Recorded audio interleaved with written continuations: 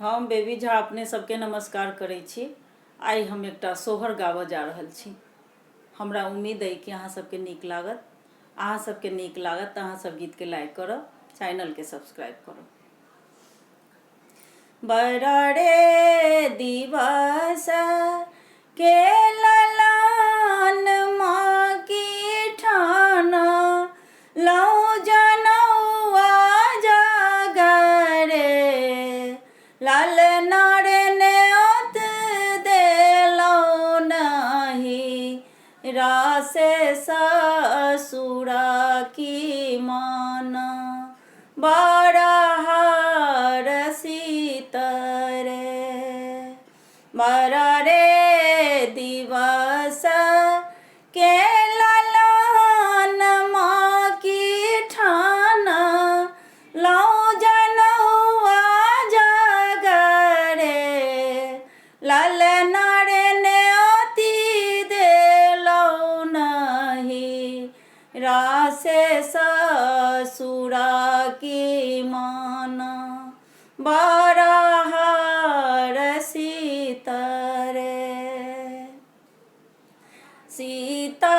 सीतामढ़ी से बबुआ के नानी एलै औरो एकटा मामी एलै रे लाल नारे ओढ़ी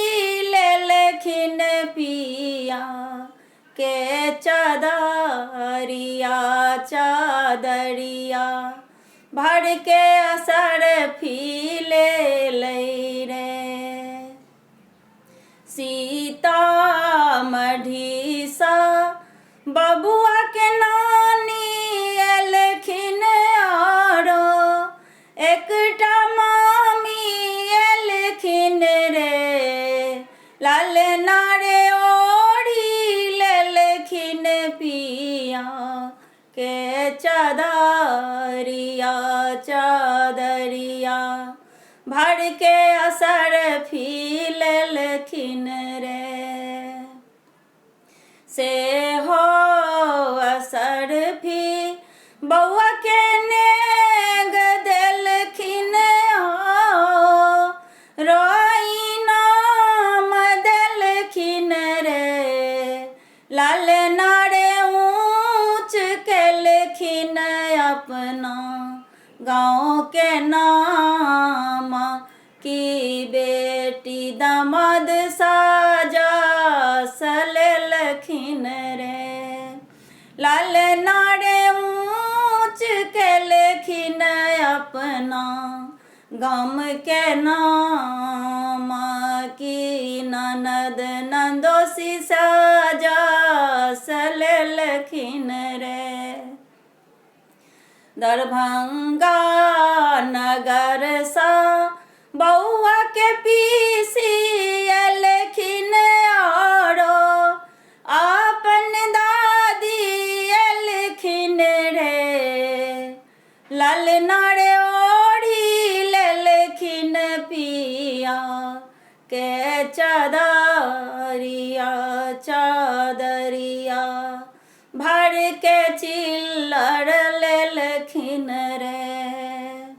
दरभंगा नगर सा बबुआ के दादी एलखिन औरो एकटा पीसी एलखिन रे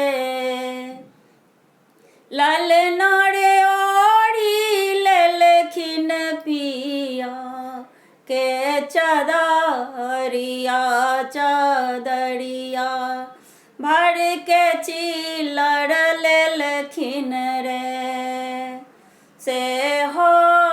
चिल्लर बबुआ के नेग देलखिन रोई नाम देलखिन रे लाल नारे नीच केलखिन अपना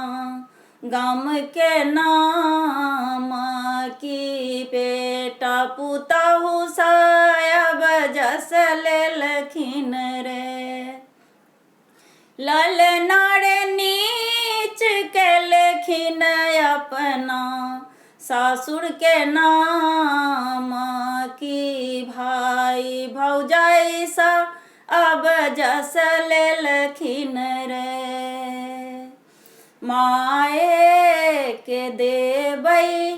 हम सिल्क साड़ी भाभी के लहंगा साड़ी रे। लालना रे सासू के देबा नी खदर के साड़ी